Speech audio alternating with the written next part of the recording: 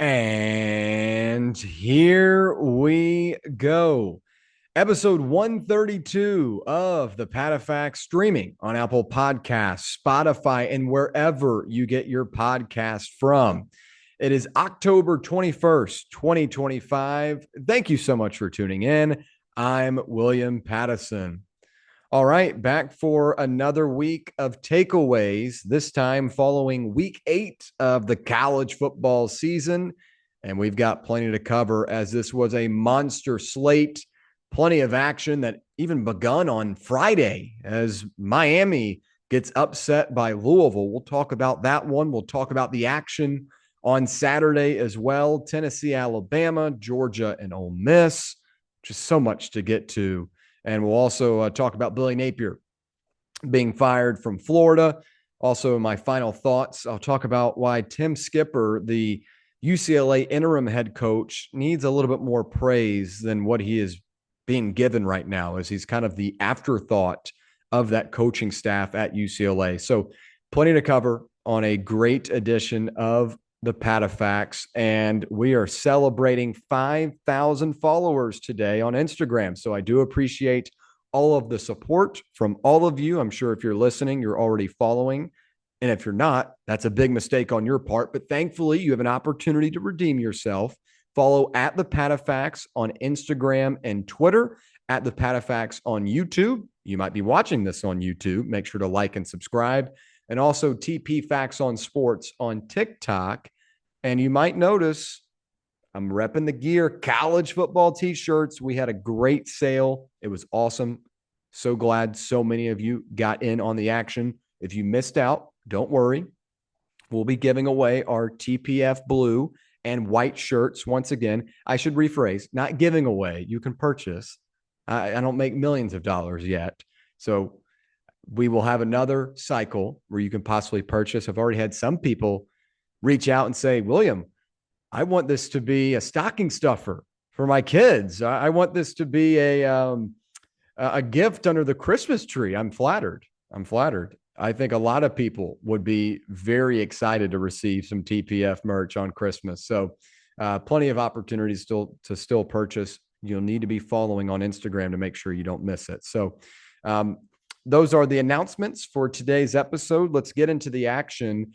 I want to begin with this, and it's my week 8 takeaways for the college football season. And it is crazy how fast this season has flown by. It feels like yesterday I was sitting here talking about week 1, and we were doing, my top 25 teams heading into the season, the top 10 players and top 10 quarterbacks and all this stuff. And now you bat an eye and it's October, about to be November. Halloween's in 10 days.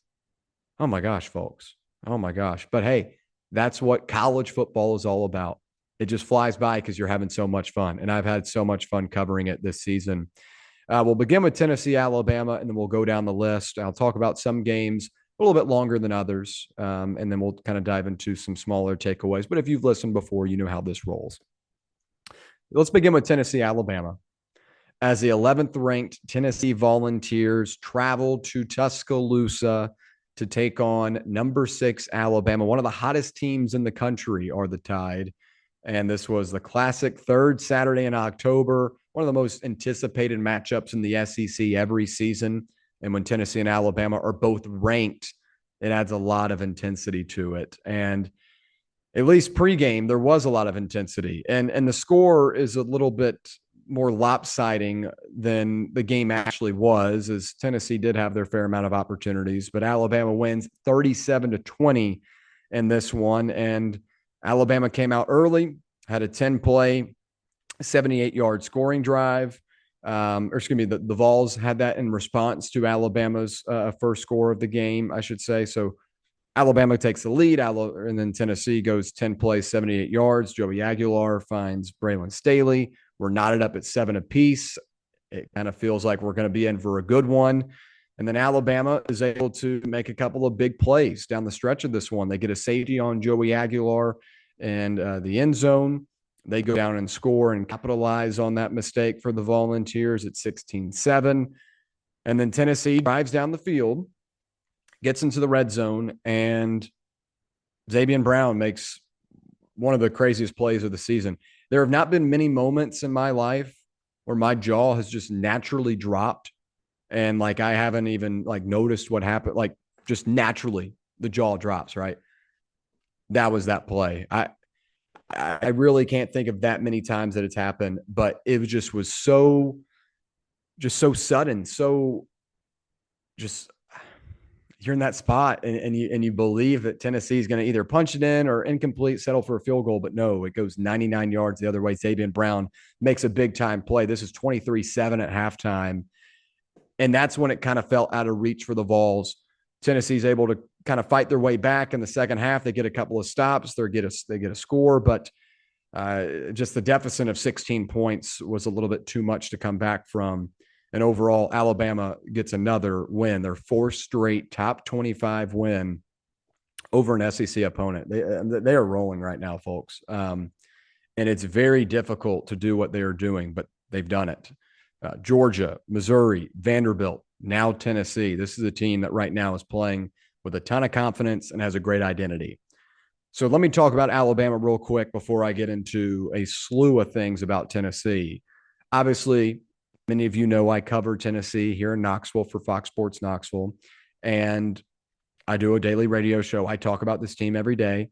I listen to the press conferences. I do it all. So I do know a good bit about this Tennessee team, and I'll dive into it here in a second. But let me give credit to Alabama because their turnaround since week 0 is almost unbelievable. Florida State loses this weekend to Stanford, and Alabama beats Tennessee at home. The type of changes and trajectories these two teams have been on since week 1 is truly astonishing. But Alabama has really fed into their identity with Ryan Grubb. Now, Ryan Grubb's the offensive coordinator, came over I guess last year he was in Seattle, I should say. He was with the Seattle Seahawks last year, comes over and rejoins with Kalen DeBoer. The two of them were together in Washington when Michael Penix and company were able to march to the national championship. Ryan Grubb is a really good offensive coordinator, and he's done a really great job with this team in formalizing an identity of how they want to play. Heading into this one, Alabama was 7th in the country in time of possession. They like to sit on the football. They like to wear you out, and they're really disciplined to where they're not turning the football over. So heading into this one, it was going to be tough for Tennessee to be able to cause those turnovers, and you knew that. But, Alabama does give a turnover up in this one, but it doesn't matter because they dominated the time of possession still in the important parts of this game, and they were able to play how they wanted to offensively. Credit Tennessee. They get a couple of stops, but Alabama had 2 99-yard drives, methodical, dicing Tennessee up, causing a couple of penalties here and there, pass interference. A couple of those were really costly for the Volunteers. But even with Jam Miller kind of being a jello head coming into this one as he got knocked out against Missouri, they decided to play him Saturday. I didn't think it was a great idea, but Miller was fine, but the rest of the running back room did their job as well. And their time of possession is a really, really big key of this team. The second is Ty Simpson. And I'll admit when I'm wrong. I was not a fan of Ty Simpson heading into the season. If you remember my top 25 episode before the year began, I said I can't rank this team any higher because I don't know about Ty Simpson. I just haven't seen it. He's been there 4 years, and I haven't really seen anything good or heard anything good about him. So I couldn't trust him. But now I can because he's an efficient, effective quarterback that takes care of the football. And in the SEC, when you're going up against all these top 25 teams, that's exactly what you need. And Ty Simpson has been really, really good. And it helps that you have a Jeremy Bernard and Isaiah Horton and Ryan Williams. I thought Williams had a really impressive performance Saturday after a little bit of a quiet start to the season. But when you've got this cast of really talented weapons, and you've got a good offensive line, and you've got a really, really good offensive coordinator in Ryan Grubb that knows what he's doing, Ty Simpson's already going to be in a good situation, and all he has to do is play the piece of the puzzle, right? He has to fit in with everything else, and he's done exactly that. So I will say I was wrong about Ty Simpson. He deserves to be right up there in the Heisman Trophy contention. Fernando Mendoza and Diego Pavia, a guy we'll talk about more here in a little bit, I think are up there with him. But Ty Simpson does what he's told to do, follows the system, doesn't make mistakes. And when you've got a roster like Alabama has, you're going to win a lot of football games. And credit to Alabama.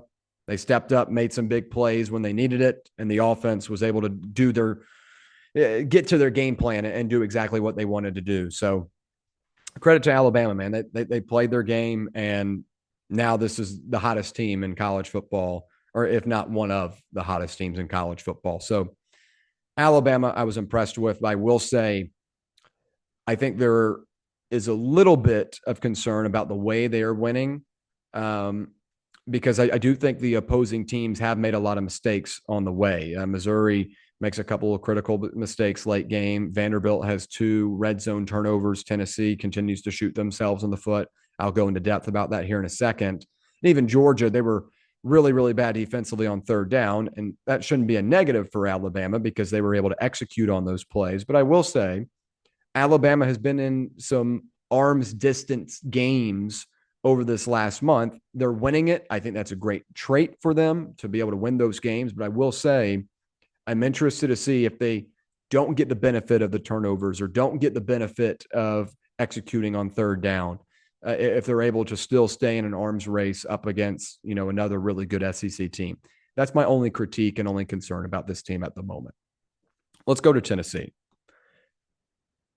Tennessee continues to get in their own way. And that's the definition of this team right now. I think Tennessee looked the part offensively Saturday against Alabama.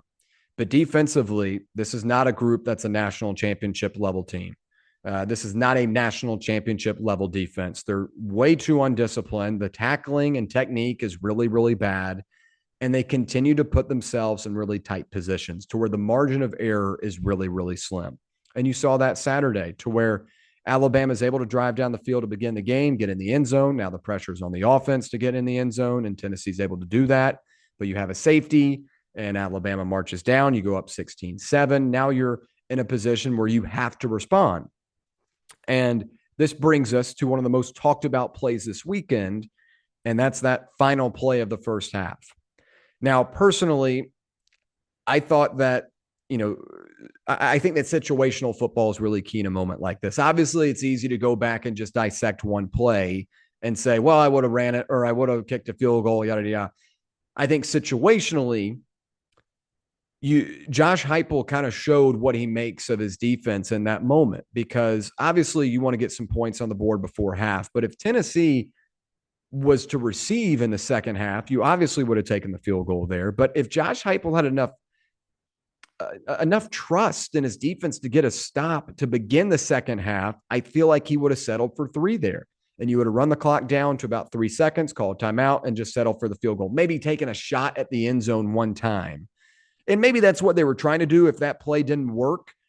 But it completely blew up in their face. And going jumbo package, I didn't think it was the smartest idea. I would have spreaded them out and put guys like Chris Brazzell and Mike Matthews and Braylon Staley out there. Take your shot at a couple of slant routes or a zig and just try to get something quick. See if you can get man-to-man coverage. If not, just throw the ball away, live to see another down.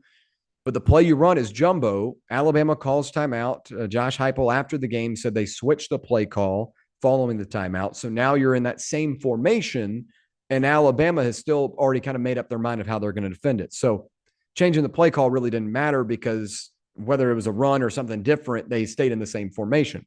So Tennessee runs it. And I didn't think the play in itself was that bad. I just thought the look you gave before the timeout was revealing, and then you don't execute the play correctly.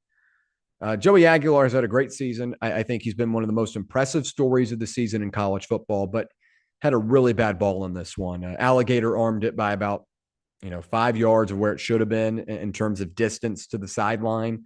And he missed. He just missed on this. And Xavier Brown makes a great play, 99-yard touchdown that totally swings this one.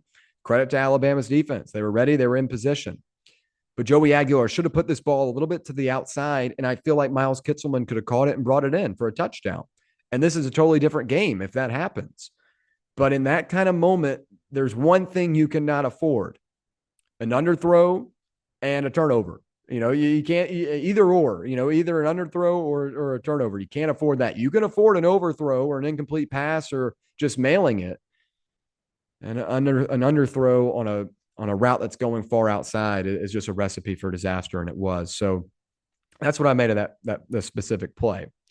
But as the game went on, Tennessee comes back in the second half, has an opportunity to respond, and they do. They march down the field. It's 23-14. This is a ball game. Actually, 23-13. They go for two and miss. But the other really boneheaded play that I was just mind-boggled by was the fumble by Ty Simpson. It was kind of an awkward throw, and it gets batted behind him. I think it was Joshua Josephs, the defensive end, bats it, and Ty Simpson still throws it. It has a throwing motion, but it goes forward, but he didn't have control, so they ruled it a fumble. And the crazy thing about, NFL, college, whatever you want to call it, like they'll be the most obvious dead ball possible, but a defender will pick it up and start running like it's a live ball and a touchdown. Like everyone in the stadium knows it's a dead ball. Like it happens all the time. You know what I'm referring to. But in this instance, Jaden Perlotti, a freshman linebacker for Tennessee, just bats the ball down. Just bats it. If he picks it up and runs it, it's a touchdown. It's a 3-point game with like 7 minutes left in the third quarter. Totally different ball game if you make that play. Keep in mind, Alabama gets that big pick six right before halftime, totally spurns the way this game goes. Tennessee needed to have a play like that. And I'm not saying that Jaden Perlotti is the reason why Tennessee lost. There is a culmination of a ton of things of why Tennessee lost this game. But I just don't get a defender not playing a live ball, play through the whistle. And Tennessee ends up recovering it, but they don't score because they're at the 50-yard line and only gain about 7 yards and they have to punt. Jaden Perlotti picks that thing up. It's a touchdown.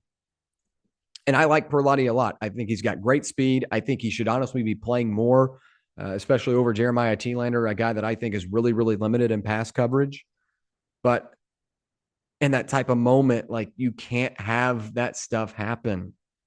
You've got to play through the whistle. And I thought that was a really significant play. Now, as the game went on, Tennessee had their opportunities to maybe get things close, but Alabama has another really long drive, and the tackling is poor, the technique is bad, and boom, you're done. I think Tennessee is a top 15 team in the country. I think Tennessee is a really, really good football team, but they are just so undisciplined defensively in terms of technique and tackling angles, and they just fall in their own way. Like Tennessee under Josh Heupel in these moments just falls in its own way time and time again. Penalties, really costly ones, bad ones in specific moments. Having that interception in the first half, not picking it up when it's a live football, just stuff like that. If you want to win in the SEC, if you want to beat Georgia and Alabama, you have got to be really, really good at the little things. And that's where Tennessee drops the ball in all these games. Go back to that Georgia game, right? Tennessee's in a position to win that game. And you get your kicker in a position to knock in what would have been like a 38, 40-yard field goal. You back them up because you get in a false start. You put them in a tougher situation because you have 3 really vanilla, bland run calls. Like you're not helping out your kicker. And kicking a 45-yard field goal is really, really difficult. That's a tough spot for anyone. Everyone says after that game, oh, if Max Gilbert hit this one, no. One play doesn't define a game. You had the football after a big-time turnover and did not move at all early in the fourth quarter, and you settle for a field goal. Thank gosh Max Gilbert hit that one because that made it 35-30. So, like, you can pin the kicker all you want, but the kicker hit a big-time field goal earlier in this one. So I thought that was a ludicrous take because it's just, bashing the guy that made the play, the most recent play. Keep in mind, he hit one in overtime as well as the Tennessee tackling that was terrible in overtime and throughout the course of that Georgia game. But again, you're in a game-winning position and you don't execute correctly. You don't control the controllables correctly, and you back your team up right before you're about to go kick. Tennessee continues to get in their own way. And if they don't change that, this will be a team that is a 3 or 4 loss team this season. And the schedule gets pretty difficult. Oklahoma at home here in 2 weeks. At Florida, a place that Tennessee hasn't won since 2003. Then you got Vanderbilt. Oh, yeah, Vanderbilt is now a big game and likely could be a play-in game for the college football playoff. But maybe Tennessee doesn't even get to that point because they drop at Florida. So if Tennessee wants to be a college football playoff team this season, I think they have the offense to do it. But the defense is so ungodly undisciplined, it makes you throw your hair out. And they continue to not control the controllables and the little things and the pivotal moments. So that's where I currently stand with Tennessee. Credit to Alabama for another big-time win. I really like what they do offensively. But my bigger takeaway from this one is that Tennessee continues to get in its own way. Let's move now to Ole Miss and Georgia, as Georgia survives again, is what I've got for this one. Number 9 Georgia defeats Ole Miss 43-35, and the 5th-ranked Rebels gave a really, really good fight in this one, but were not able to finish it out. The pregame storylines for me here where Ole Miss, hits the road after a big-time win over LSU a couple of weeks ago, but last week in Week 7, a 3-point win over Washington State. That was disgusting. Maybe it was a look-ahead spot, and I was hoping so, and it seemed that way for much of this game, as Ole Miss was really, really solid up until the fourth quarter. But does Ole Miss, bounce back, and what do they look like under, on the road under Lane Kiffin? That's always been the Achilles heel of this team. And then can Georgia avoid back-to-back top 25 losses at home? As the last time they were out up against a top 25 opponent, it was Alabama, and they continued to get in their own way of that one. But my big takeaway here is that, Georgia finds a way once again. The Bulldogs totaled 510 yards of offense at 6.4 yards per play. They had complimentary football, 221 rushing yards, and 289 yards in the air. And they had 17 fourth-quarter points. They were trailing by 9 heading into this one. Georgia offense was able to get in rhythm. And I don't think the offense has been at all a concern this season. I think, if anything, it's the defense and the inconsistencies you see there. I do have some concern about Gunnar Stockton up against zone defenses, but on Saturday he had some success against that. So maybe that's something he's grown from early in the season, as Alabama threw a lot of zone at him in that earlier matchup and kind of rattled him. But I thought in this one, he looked a little bit more comfortable, missed a couple of progressions and reads, but this is still a guy that's learning, making his first full season as a starter. So you have to, live and learn with the growing pains here. But overall, he goes 26 of 31, really, really strong number there. 289 for 4 touchdowns in the air, was really solid in this one. And then 59 rushing yards and a touchdown on the ground. And let's talk about these 2 running backs. Nate Frazier, 72 yards. Chauncey Bowens, a guy that was really, really impressive in the G-Day game back in the spring, and he goes for 61 yards. I thought they had a really balanced attack. And we'll talk about these pitiful defenses here in a second, as both were horrible Saturday. But I think a big trait of a championship-level team is, can you find ways to win? And Alabama has done that so far this season. Georgia has now done it twice, really 3 times. And I do think it's a concern that they are in these positions in the first place. Like last week, Auburn having to go through a fire drill to beat Jackson Arnold and company is not a good sign, but Georgia was able to find a way to win. Winning in the SEC is difficult. I'll give credit for it. But Georgia does it against Tennessee earlier in the season. They're down by double digits in that one, and they march back, find a way to win. Here, once again, they're down 9 points heading into the fourth quarter. And Georgia's able to execute and make the plays necessary. So I don't love this Georgia team.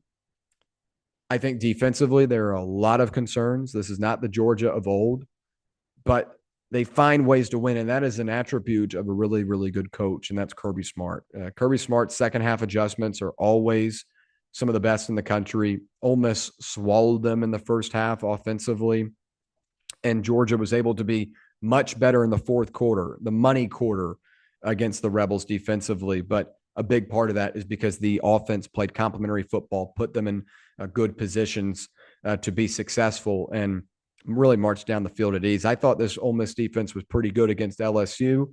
Now we see what LSU looks like after a full body of work, 7 weeks of work of offense. They're not as strong as we'd anticipated, but give credit to Georgia, man. They made some really big plays. Zachariah Branch, Noah Thomas, all those cats were big. I hate that Colby Young went down with an injury. That was a really, really good player for this group. He's out for the season now, so going to have to a little bit of a pivot for the Bulldogs there. But Georgia finds a way. And I think that's a tribute to their coach and the type of roster they have. Now, for Ole Miss, I thought they were impressive, but they stall in the crunch time. And for Lane Kiffin, the Achilles heel with the Rebels has been performing on the road. And this was almost a signature road win for him. Originally, for me, it was Lane Kiffin's Achilles heel was the big game. And he got one against Penn State in the Peach Bowl a couple of years ago. Last year, he beat Georgia at home. But the road games have been a bit of a problem. I mean, last year against LSU, that was a game they probably should have won, but lost. Florida last year was a zero tolerance loss. I don't know how you stumble in there and lose that one, especially with what Florida looked like throughout that season. Granted, they had some momentum, but still, that's not a loss that Ole Miss could have afforded that cost them a college football playoff spot. And in this one, I thought Ole Miss was the better team for 3 quarters. But offensively, they were really, really bad in the fourth and couldn't get anything to go. Going into that final drive for the Rebels, Ole Miss only had 1 yard in the fourth quarter. And basically just giving Georgia really quick 3 and outs, having the opportunity to get back on the offensive side of the ball. And that's why Georgia was able to put up 17 points in this fourth quarter. They just kept on getting gifted opportunities. So I do think Ole Miss is evolving with Lane Kiffin. I think they are growing. I think they're getting more comfortable in these big games. And I thought Lane Kiffin actually coached a really good game on Saturday offensively. He recognizes when there's a player open or when he likes a matchup. Stribling had a couple of really big plays in this one because Kiffin is jumping up and down saying, get the ball, get the ball, get the ball to him. What is it? Harrison Wallace. I don't know if it's a Harrison Wallace. There are a lot of names I've got to know, folks. So I'm sorry, I don't have them exactly in front of me. But Kiffin was really good on the sideline, saying, "Hey, Trinidad, right over here. Let's get it to this guy because we got one-on-one coverage." Had a big touchdown from it. So I think Kiffin is getting better in these games, but he's got to finish it, and was not able to do that Saturday.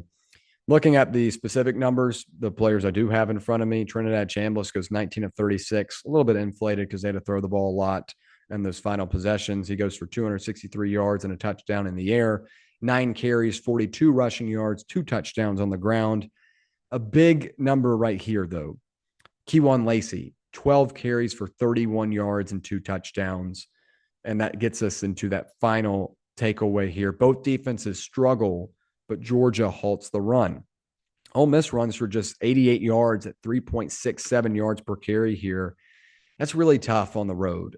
When you're trying to play, complementary football, your offense is able to get a ton of production in the passing game. You need to be able to balance it out. And Kewan Lacey's been really, really good this year. I like him a lot, but was a non-factor really outside of the red zone. And I thought that really hurt Ole Miss in this one, not being able to establish the run and kind of a secondary option to, Georgia playing, farther back, farther into the passing game, passing defense. So that was big. But this game featured 861 yards between the two teams. It's not like either defense was really impressive. And maybe this is just one of these juggernaut games where two offenses are really in sync and you're able to get a high-flying offensive performance. For a viewer, that's great. This was a fun game to watch, one of the more fun ones from Saturday. But Georgia, I still have deep concerns with defensively. This is just not the same unit as we've known in the past. And Ole Miss, they're getting a lot of credit right now for that LSU win, but you've seen that LSU offense over the last couple of weeks. It's just not that strong. And Arkansas comes in and puts up 35 points. Wazoo, a team that's garbage, puts up 21 points. I don't know, maybe a little bit of a concern with Ole Miss Ole Miss defensively. But again, Georgia finds a way. They stop the run, and Ole Miss was impressive, but cannot come up clutch in the crunch time when they really needed it. All right, let's move to Nashville, where we got LSU and Vanderbilt. And folks, the Fighting Pavias are legit. As number 17 Vanderbilt notches a signature win over number 10 LSU, 31-24. And the pregame storylines in this one for me, Can Vanderbilt rebound from their loss against Alabama? I felt like the Commodores played a pretty good football game there. They just had two crucial turnovers in the red zone, cannot allow for that to happen. But for the most part of that game, I thought they held their own. For LSU, does this offense finally arrive? Please give us something. This is too talented of a team to continue to stall. And maybe we got an answer, but it wasn't enough, as Diego Pavia was the difference maker in this one. Diego Pavia, whether you like him or you don't, and I know there's a lot of people that don't, but he's a really good player. He's a dog. Last year, it was kind of like the edgy TikTok trend, like, Diego Pavia, he's pretty, he's a college quarterback. He's fun because, he's always in the camera. He says a couple of things. And this offseason turned into damn near a celebrity. He was talking on every podcast possible, put some podcast equipment in front of him, and he's saying the most ludicrous thing ever. And that's what I thought. And now we're headed into week 9 of the season, and Vanderbilt's 6-1. What kind of world do we live in? Vanderbilt is 6-1 in 2025 with a top 25 win over LSU. And this is a good team. This is a good team. And Diego Pavia is the difference maker. He's backed everything he set up. That Alabama game was close. They very well could have won it if Pavia played a little bit better. But when Pavia is on, this Vanderbilt team is dangerous. He goes 14 of 22 for 160 yards and a touchdown in the air, 17 carries for 86 yards and 2 touchdowns on the ground. And as a team, Vanderbilt notches 20 first downs, 399 yards of offense, and 239 yards on the ground. A couple of big moments in this one, and we'll talk about it more in these high-pressure situations. But Pavia, and his ability to read the defense and react really quickly, is a really, really big trait of his. Because LSU does have a good defense. Now, Whit Weeks was not available for this one, and I thought that would be significant.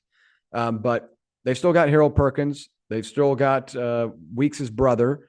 They've got Mansour Delane. They've got all these really good players. This is still a good LSU defense. And Harold Perkins, one of the fastest players in college football and one of the best linebackers in the SEC, couldn't stop Diego Pavia on a lot of these rushes. Like, he was coming in guns a-blazing into the backfield. And Diego Pavia kind of looked to his left, have a quick twitch, and get out of it. A couple of times he did this. Extending drives and playing smart. Didn't turn the ball over.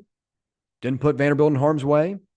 Played his style. And when he gets going, he gets going. He feeds off the crowd. He feels the energy. And he's got swag. And Vanderbilt needs that. Vanderbilt needs that chip on your shoulder, that boost of confidence. This is a Vanderbilt team that is known for, being terrible. And the main priority at the University of Vanderbilt, and I guess that should be at every school, is academics, right? Academics is big, but at Vanderbilt, it's like really, really big.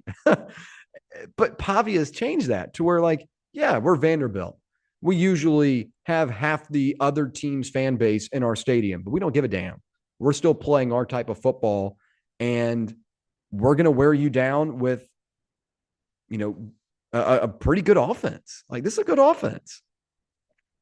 And they were money in high pressure situations. That's my second takeaway here. Pavia is great, and he made some great plays on Saturday, and a bunch of them were on fourth down and in high pressure situations. Vanderbilt goes 3 for 4 in the red zone, 6 for 13 on third down, and 2 for 3 on fourth down. And that play I was talking about earlier, where Pavia spins out of it and is able to pick up 10 something yards, is that Harold Perkins rush.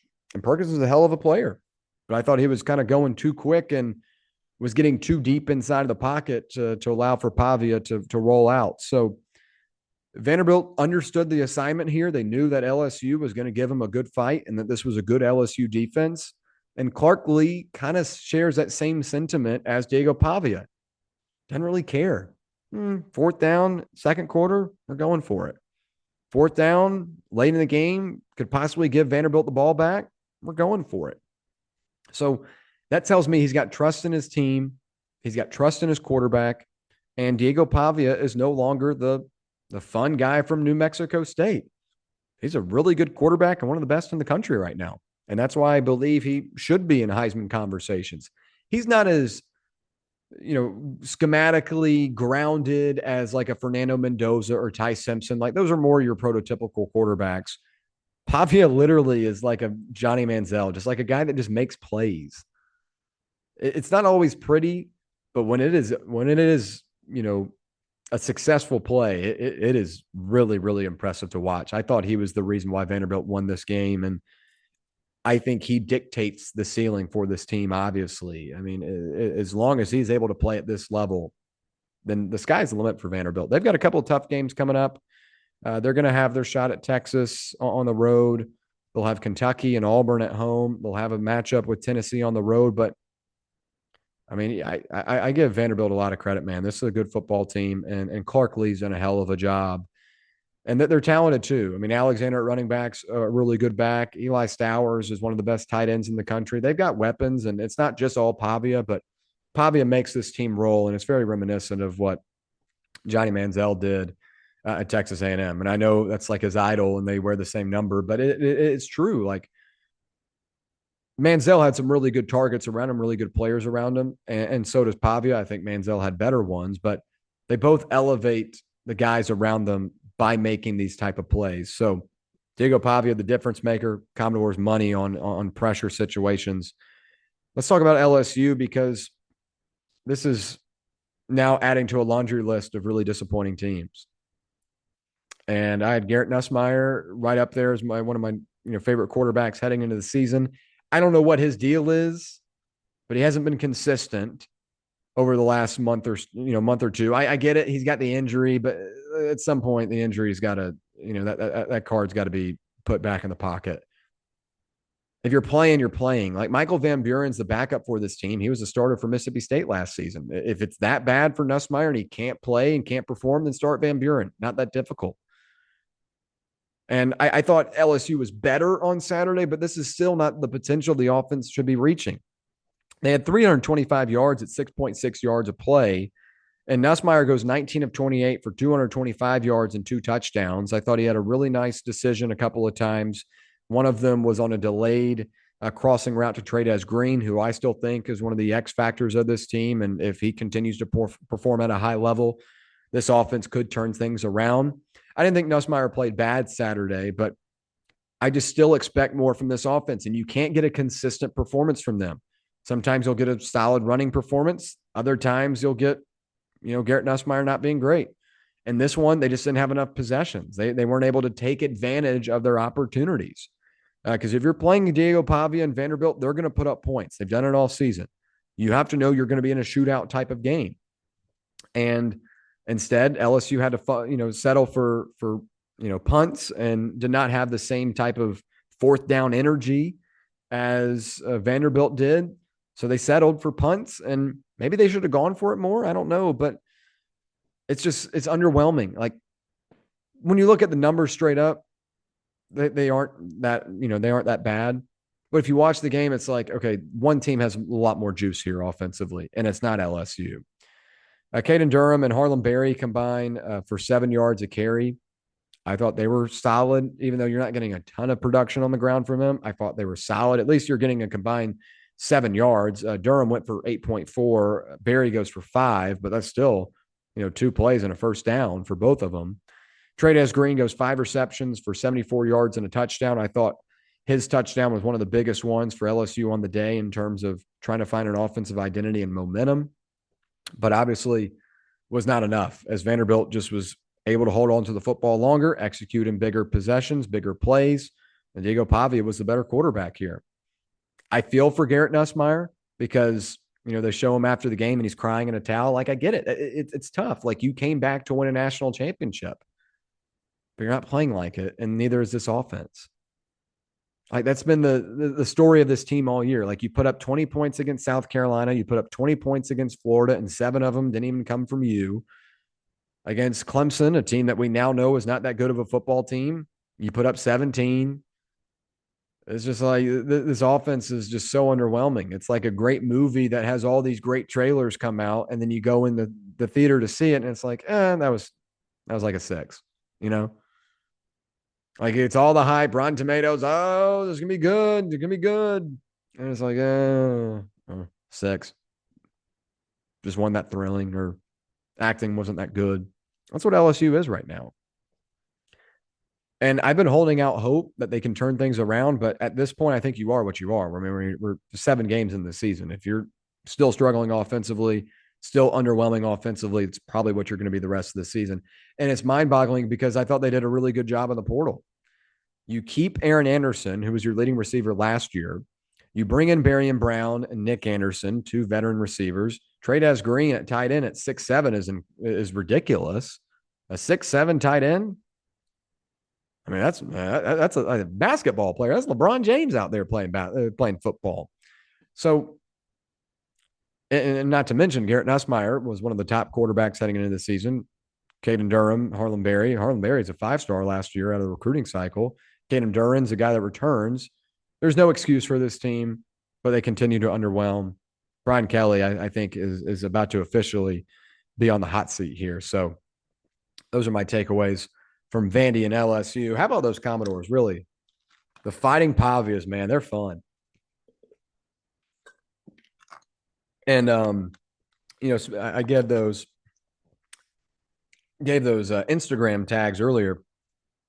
Had a post boom this weekend, Diego Pavia, because he was unable to do the press conference following the game. They literally tweeted out he's unable. Pete Nakos of On3 did. And I was like, well, if he's unable, it probably means he started the party a little too early. So I put that out there, and it's got like 2 million views. I'll take it. Everyone, here's the thing. I know I haven't done a ton of these podcasts, and I would love to do them every week, but I do have a lot going on. And everyone's like, well, what do you do on a Saturday where Tennessee's not playing or like not a big game here in Knoxville? And I'm like, well, sit on my couch.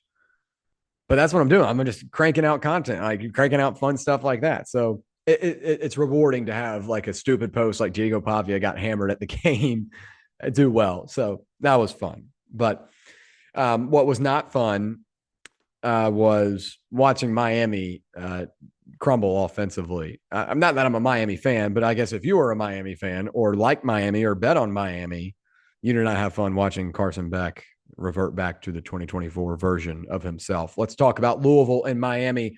Mario Cristobal and Carson Beck just couldn't help themselves in this one. They just couldn't help themselves to revert back to all the things that have been talked so down about Miami over the last couple of years under Cristobal, and all the things that people weren't so high on about Carson Beck.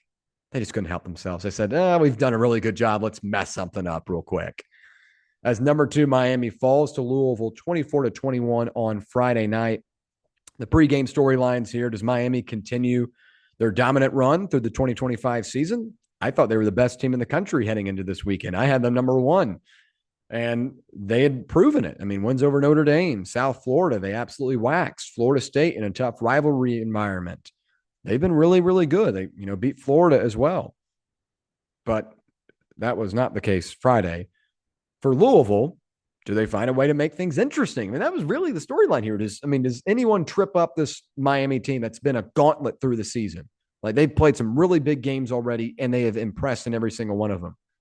What is Louisville going to do? The Louisville team that, trashed away a game against Virginia at home a couple of weeks ago. Like, that's why I want to know part of this game. Everyone was like, William, what's your side? I was like, Miller Moss, I don't want any part of that. But instead, Miller Moss played pretty well. I'll give him credit. Let's talk about Carson Beck, because he reverts right back to what he was in 2024. And the decision-making was just so questionable Friday. There's 4 interceptions. Obviously, that's a horrible number. But the decision-making on these throws was really puzzling. Now, the first one of the game he throws, Malachi Toney, the wide receiver for Miami, one of the best freshmen in the country, 5'10", former 3-star, should be in high school still. He reclassified it this year. He's been really, really good. But he's 5'10", and Carson Beck tries to zip it 40 yards down the field to a 5'10" receiver in triple coverage. How do you think that ended up? Obviously intercepted. He overthrows a C.J. Daniels on the left sideline. That's intercepted. And then in the fourth quarter, he's just doing whatever it takes to try and march down the field and get an opportunity. So 4 interceptions was really brutal. He finishes 25 of 35 for 271 yards and those 4 INTs. And it marks the 4th time since the start of the 2024 season he's thrown at least 3 interceptions in a game. He's gone away from all of that this season, and that's what I praised him for. He's looked like an NFL level quarterback. He's looked like a guy that understands Shannon Dawson's air raid offense. He looks like a guy that should be considered one of the best quarterbacks in college football. He has been all of that this season up until Friday when it just like, I don't know. I don't know if you've ever seen the movie Thunderstruck with Kevin Durant and the, high school kid that sucks at basketball and they switch powers. I don't know if Carson Beck shook hands with the older version of himself, but Friday was an abomination. The numbers like 25 to 35 isn't bad. And it's kind of on par for what he's been this season. He's the ACC leader right now in completion percentage at like 73% heading into the game. But continuing to throw into double coverage in harm's way, it was just so. I'm watching the game on the Stairmaster. I'm like, what is he doing? This is not the version that Carson Beck has been throughout this season. Why is he doing it now? So Carson Beck reverting back to what he was in 2024, a big thing in this one. But I also think over the last couple of weeks watching this Miami team, obviously they've had some really big wins and they've been impressive. But I have noticed some cracks here and there. I didn't think it was going to be anything big, but they have a bye week before this one, and they've played a ton of games all in the state of Florida. They haven't had to travel out of the state yet this season. I was just wondering, riding all this momentum coming off a bye, do they respond well or do they kind of lax into this one? And they laxed into it. And those cracks of kind of have an inconsistent run game, an inconsistent run game earlier in the season, and then having an inconsistent pass game at some points. Like it's been in pockets. It hadn't been anything big for a full game. And that's why that's why they had continued to be undefeated. But in this one, it felt like everything kind of culminated together where at times they've been elite at complementary football offensively in the passing game and the running game. But on Friday, they weren't. They only rushed for 63 yards at 2.6 yards a pop. That's not going to, be very successful. Kind of eliminated the run game early on and forced Miami to have to throw a lot. But Miami has had a ton of success throwing it. It shouldn't be a bad thing. They should be able to work around it. But instead, without that complementary run game, Louisville played a lot of guys back, and Carson Beck continued to throw into double coverage, resulting in a ton of turnovers. So I think Miami has looked this good this season because they've been able to stay on pace and in rhythm. But in this one, they fall down early, and they haven't been in that type of situation yet, and they did not respond well. So Carson Beck was not good, reverts back to his old self. The cracks were exposed, and ends up in a loss. That's a recipe for a loss at home. But I do want to give Louisville credit here because I think one of the best things about Miami is their defense, in particular defensive front. Akeem Mesidor and Reuben Bain Jr. are 2 NFL first-round picks right now. But they were eliminated in this one because Louisville got the ball out quick. Miller Moss, I'm not a fan of. I will not bet on him. I'm not going to. I'm not a Miller Moss guy. I don't think he's that good of a quarterback. But Louisville had a good game plan here. They said, let's get it out quick and let's do intermediate stuff, and we'll see if we can turn them into chunk plays. And when you've got a wide receiver like Chris Bell and a playmaker like Isaac Brown in the backfield, you can find ways to have some success if your offensive line is able to hold up. And they did. Hurricanes only sacked Miller Moss just once. That's been a big part of Miami's DNA, that pressure in the backfield, and then having these kind of battering ram secondary guys come up and make big-time hits. There were still some big-time hits in this one, but Miami wasn't able to get the type of pressure they've had in weeks past. So Miller Moss finishes this one 23 of 37, 248 yards, 2 touchdowns. Isaac Brown, one of the best running backs in the country, had 15 carries for 113 yards. Didn't have a costly turnover. Was a little bit banged up, so maybe that was part of it. But big storyline here, at least in terms of Louisville's offense, is Chris Bell. This guy is going to be an NFL player. Led the Cardinals with 9 catches for 136 yards and 2 touchdowns. And as a team, they totaled 367 yards of total offense. They had a really good identity here. We're going to run the ball, but we're going to keep you balanced by having some, quick pass plays to where you can't just bull rush every time. If you bull rush every time, we're going to hit you quick, and we're going to pick up some chunk yards after that. So credit Jeff Brom and company for a really good game plan here.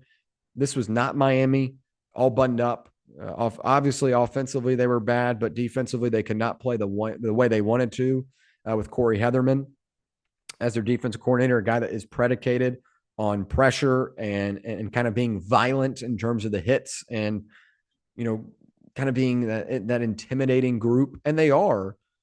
But when you're able to get it out quick and when you're able to stay on pace like Louisville was, it kind of gets exiled and axed. So credit for Louisville for that. I also want to give credit to Jeff Brom. Some cool stats here.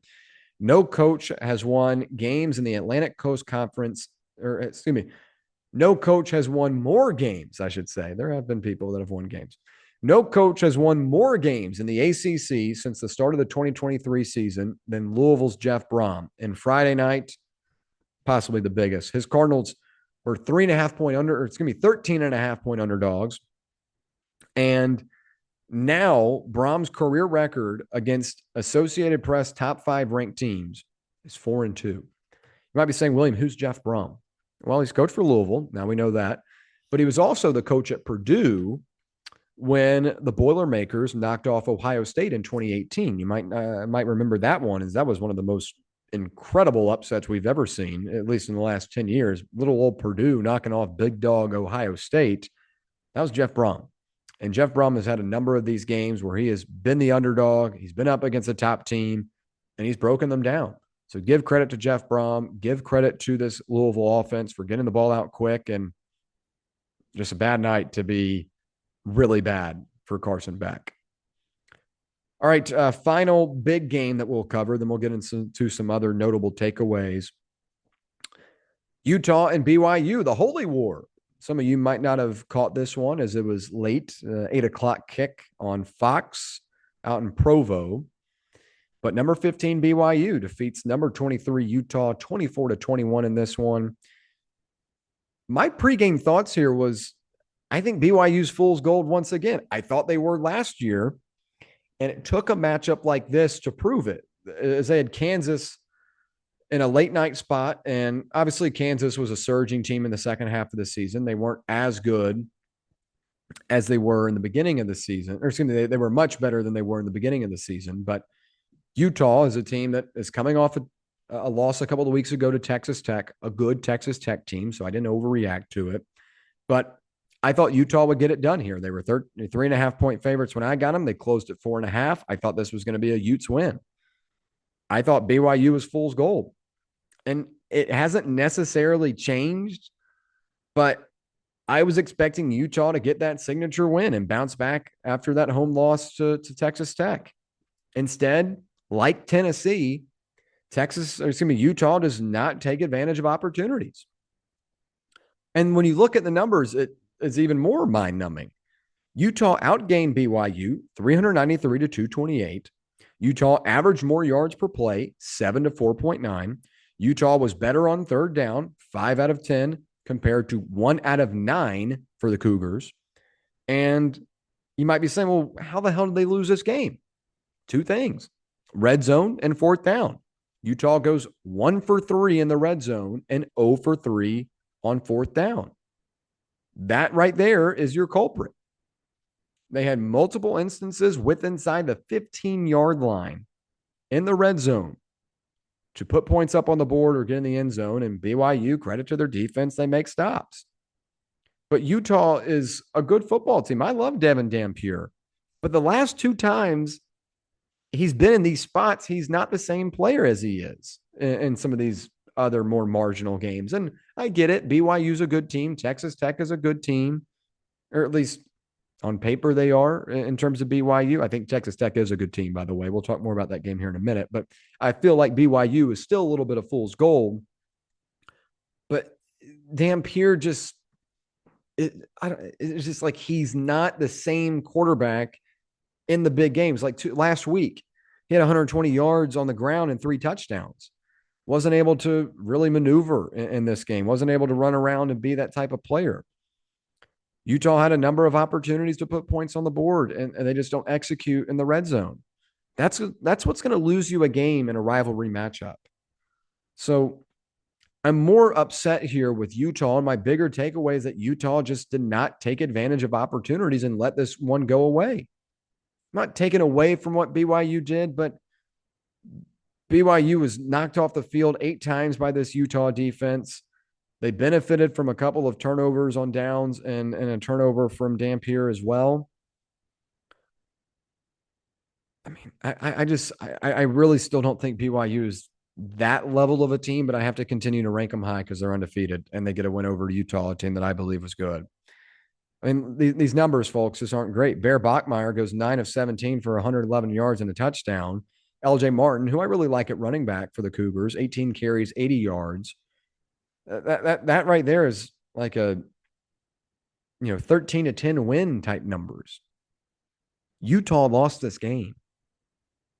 And if you're Kyle Whittingham, I'm really frustrated because I've had 2 games now where I've shot myself in the foot and taken myself out of it. Utah, I thought was outgained them by 170 yards. They were the better team.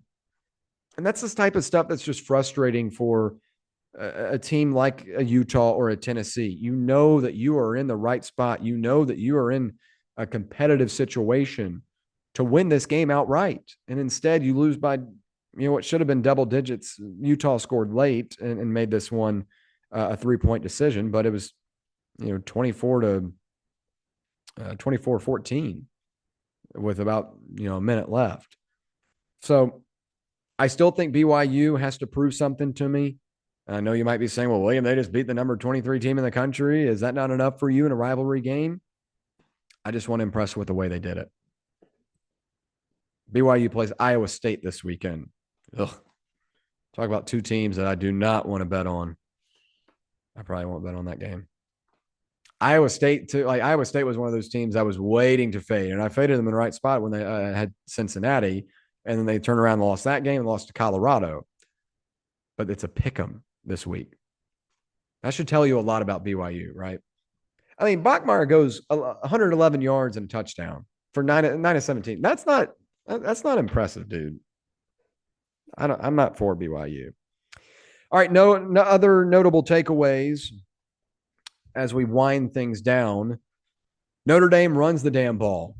They took on USC. What a rivalry matchup this is. Really underrated. But heading into this one, I talked about it on Fox Sports throughout the week. I really like Notre Dame on the 9.5. They ended up covering and winning outright.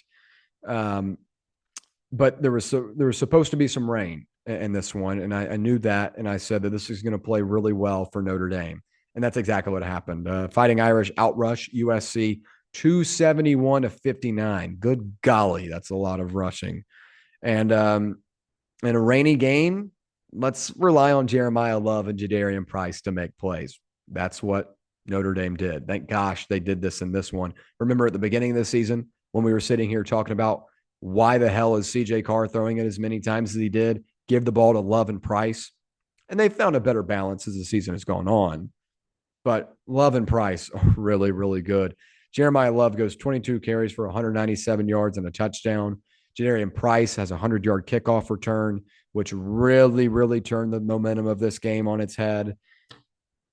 I like both these guys, and I like this Notre Dame team. It kind of feels like a little bit of last year. And you might be saying, William, what do you mean there? Well, remember last year they lose to Northern Illinois, and they kind of go on this big rampage after where they cover every game the rest of the season. They look really, really good.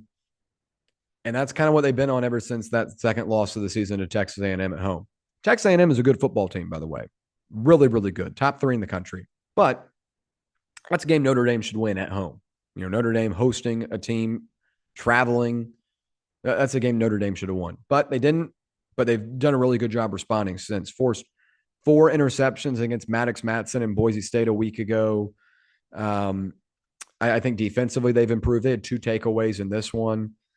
And also Lincoln Riley on the road, I wasn't really a big fan of. I'll pass, and I passed in this situation as Jane Maiava, who I think is a solid quarterback, a little bit of a tick down after his performance this weekend. He threw an interception, but Lincoln Riley also got too cute. Malik Lemon, really, really good wide receiver. He's going to be good on Sundays. Quarterback in high school, and Lincoln Riley does like a double pass play where Lemon's like running out to the right, and it's raining and he fumbles it, and then Notre Dame recovers, ends up scoring. This game's over. Like, just Why? Why? A double, like a reverse pass play with your wide receiver in the rain? I mean, come on now. That just doesn't work. So credit to Marcus Freeman, still one of my favorite coaches in college football. Good win for the Fighting Irish. We talked about BYU and teams I'm not buying. Can I interest you in Georgia Tech? This one was so frustrating to watch in the 12 o'clock window. As always, on Saturdays, I sit here at my place with my 75-inch TV. I'm about 5 feet away from it, and I'll do the quad box. So it's basically like I've got 4 big TVs. And I had Duke, Georgia Tech on the whole time because I had Duke 2.5 for 2 units.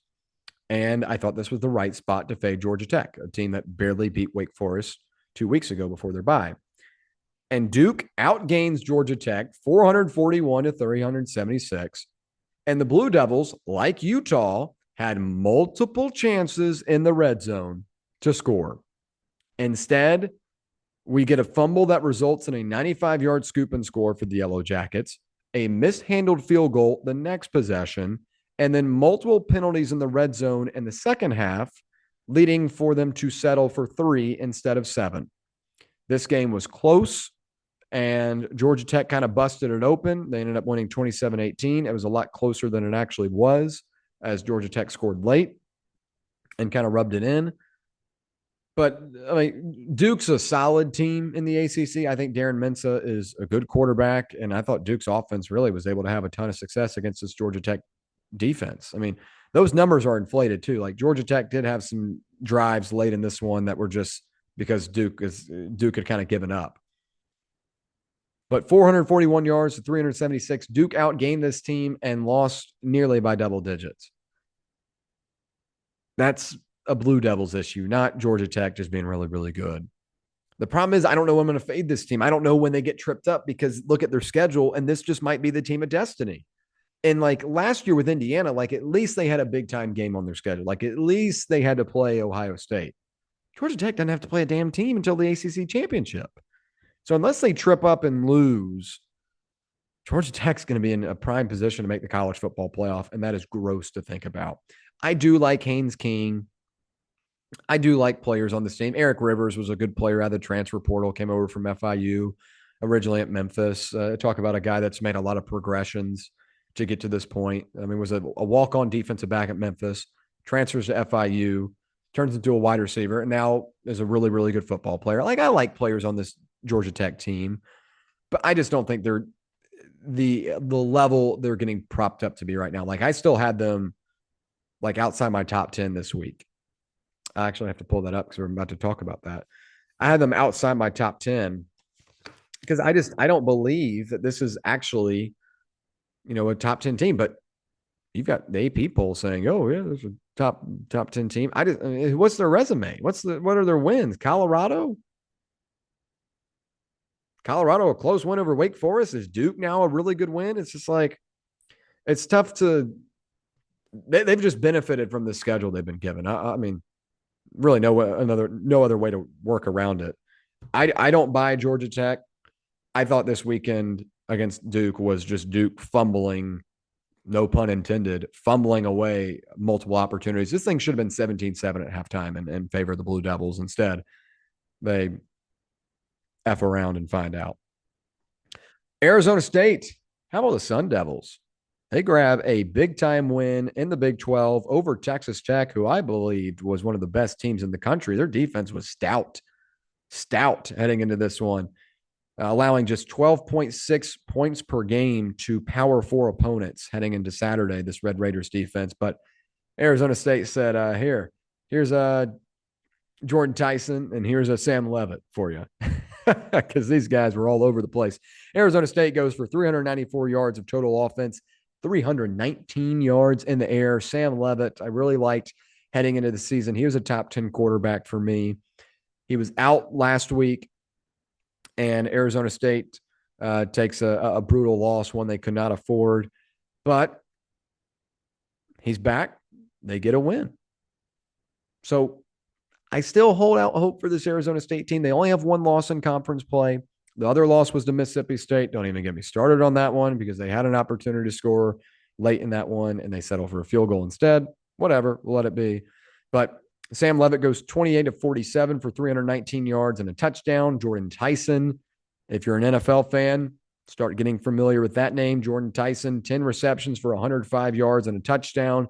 He was pulling a Greg Jennings and Madden 11 in this one. He was playing with like one leg on those final drives. He's a stud. And while it might not be the most sustainable practice for a quarterback, but like Sam Levitt will just literally get in situations where like the pressure's coming and he'll just look up and look for Jordan Tyson somewhere down the field and just chunk it. Not the most sustainable method of winning, but Jordan Tyson is that good of a player where you can go make those plays. So offensively, I just saw Arizona State overwhelmed here. They continue to get in momentum. Kenny Dillingham, one of my favorite coaches in CFB.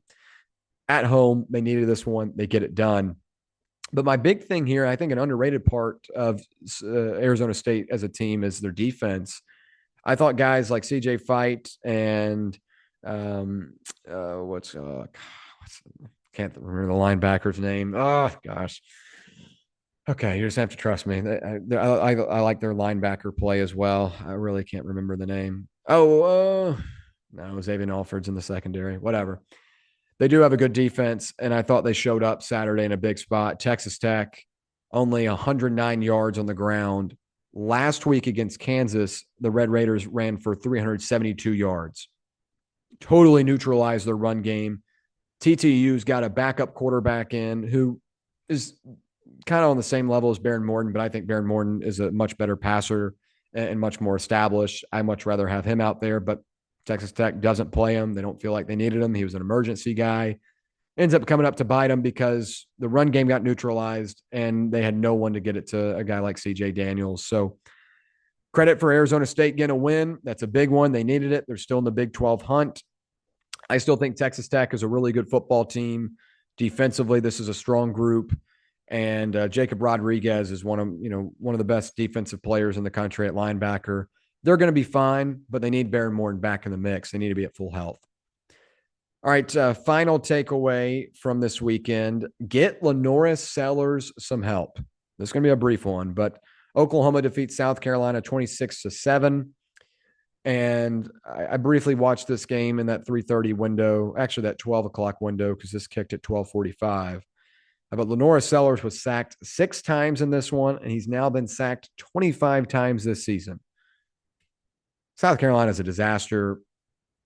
I think the offensive weapons are not as good as they should have been, but also the offensive line is just terrible. No way around it. Lenoris Sellers is a generational quarterback for South Carolina. They've never had a guy like this, or haven't had a guy like this in a very, very long time.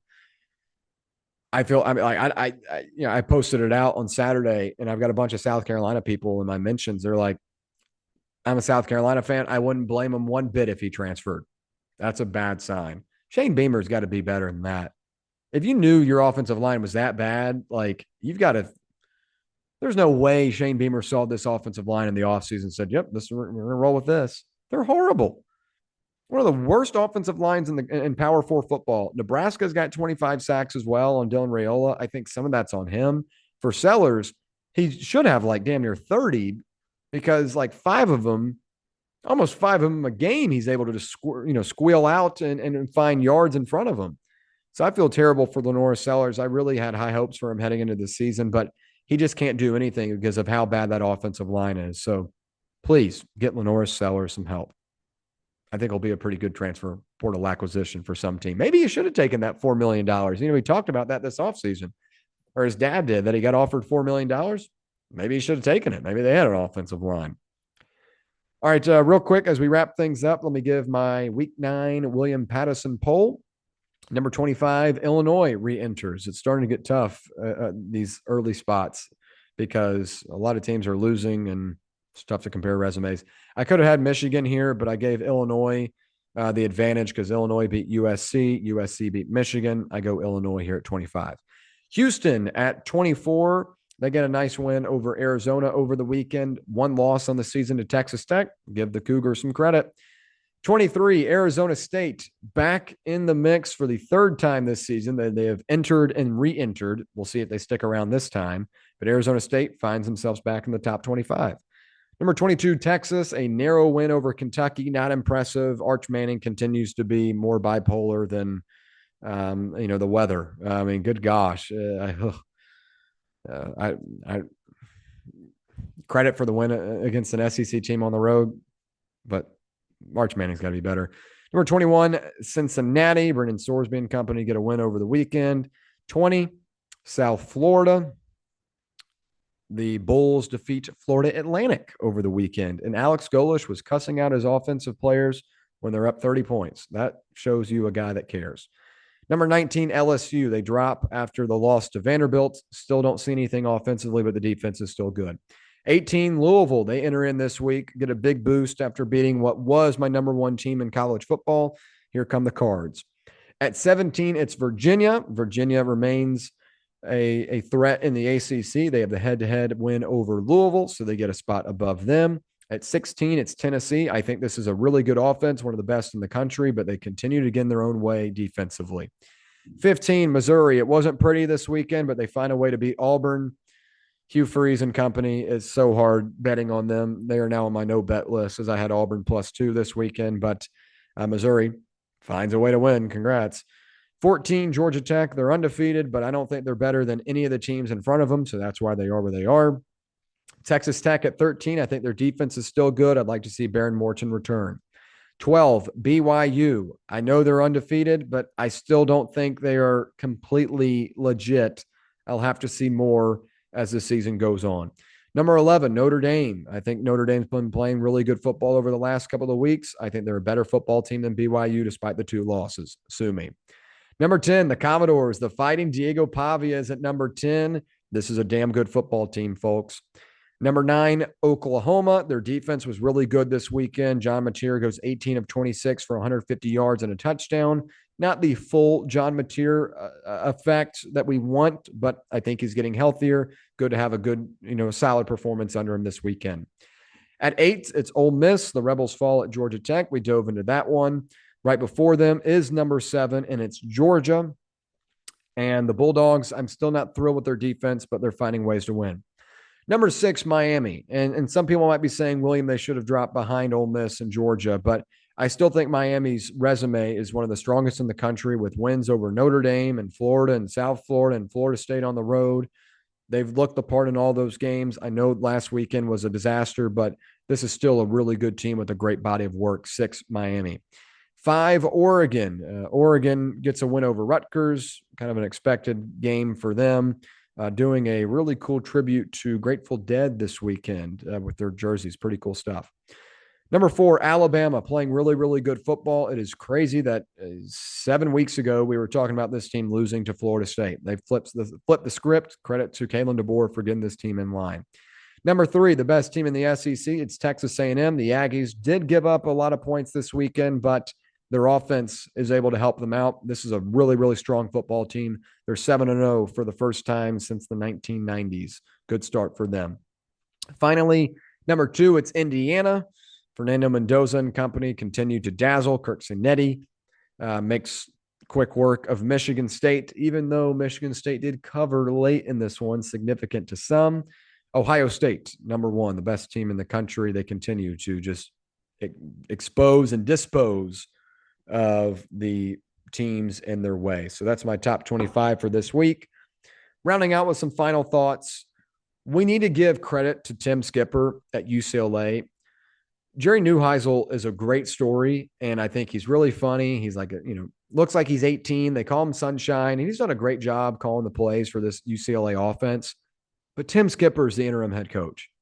I can't tell you how many conversations I've had with people that believe Jerry Neuheisel is the interim coach for this team. He's not. He's the offensive coordinator. He's done a great job, and I'm not griping and complaining because he's getting the credit.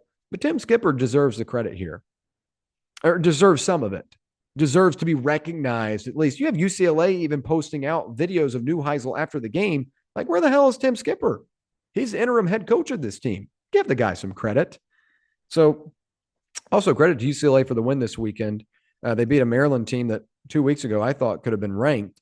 A tough slide for them, back-to-back losses. UCLA has not lost a game since they beat Penn State. Pretty impressive. Nico Iamaleava got banged up. Seems like he is good to go. They've got a big-time matchup with Indiana coming up. Then finally, Florida fires Billy Napier. not a surprise. This was the talk of the town last week. Credit to Florida for sticking to their guns and saying, well, you beat Mississippi State, but you're still getting fired. Um, I think Napier is a good football coach. I just don't think he's equipped to be the coach at Florida. And if I'm the Gators, I don't go back the group of five route again. Go get a big time coach. I don't think Lane Kiffin will come, but I don't think James Franklin's a bad option. I know he was not a disaster, but he had a tough end to Penn State, and people got very tired of the repetitiveness of going 10-2 and being right there, but not in it.